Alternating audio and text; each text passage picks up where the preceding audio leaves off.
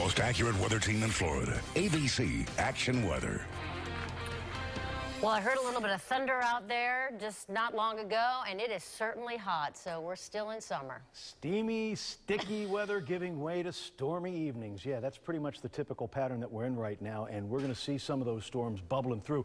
But I believe they're going to be done a lot earlier than they were last night. This is the live lookout from the Rivergate Tower camera showing some of those storms, especially off into eastern Hillsborough County. We'll show you that with Titan Doppler radar here in just a second. First, a look ahead into our weather story for today. Storms are popping, folks, a little bit earlier than yesterday. That means they'll end a little bit earlier, too.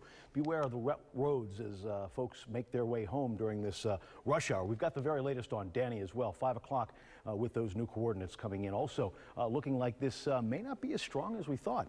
Taking a look at some of those heavier cells right now moving through Polk County, back through Haines City, Dundee, Lake Alfred, back over onto the other side of I-4 toward Polk City, and Winter Haven seeing some heavy rain and about 420 lightning strikes over the past half hour or so, so a pretty potent storm there.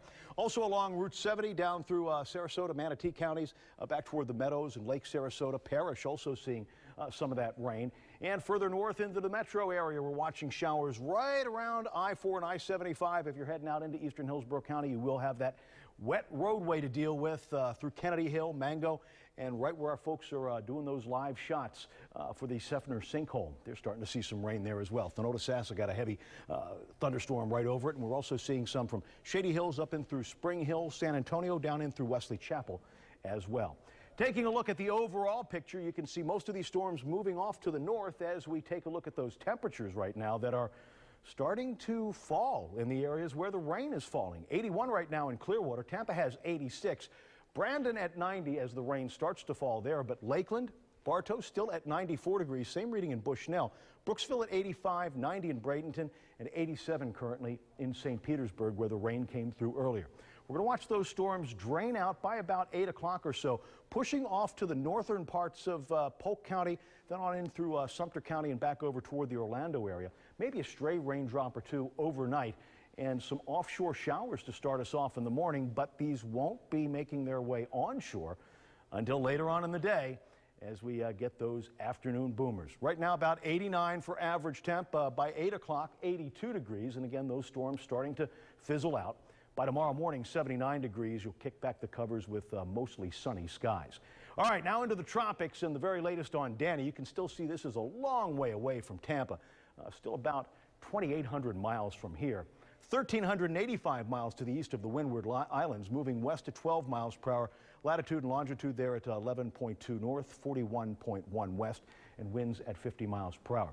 Current spaghetti models bring this back off to the north by northwest, coming in through the Lesser Antilles. And by the time it gets into the waters of the Caribbean, looks like this is going to decrease in strength. There's been a lot of wind shear around through the Caribbean and some choppy waters. So while this will go up to a Category 1 hurricane by Friday and Saturday and Sunday, by Monday as it makes its way into the Caribbean, should be downgraded to a tropical storm once again. Of course, we will continue to keep an eye on it for you. Closer to home, the waters are 88 degrees off of Clearwater Beach. Expect those winds to be southeasterly early, southwesterly with the sea breeze later on in the afternoon. 1 to 2 foot seas and smooth on the inland waterways. We're basically at a period of high tide right now. Your upcoming low tide at just about quarter of midnight and 5:51, about 10 till 6 in the morning. We're going to have another high tide. Sun will set at 8:05, up tomorrow morning at 7:03. Here's a look at Florida's most accurate 7-day forecast, showing a 50-50 shot at showers tomorrow. We'll drop that down to about 40% by Friday, and the weekend looking okay. These are going to be late afternoon showers, so you'll have plenty of time to get out and enjoy the day early as it gets steamy with highs up into the low 90s. More details on the forecast all the time available online at abcactionnews.com.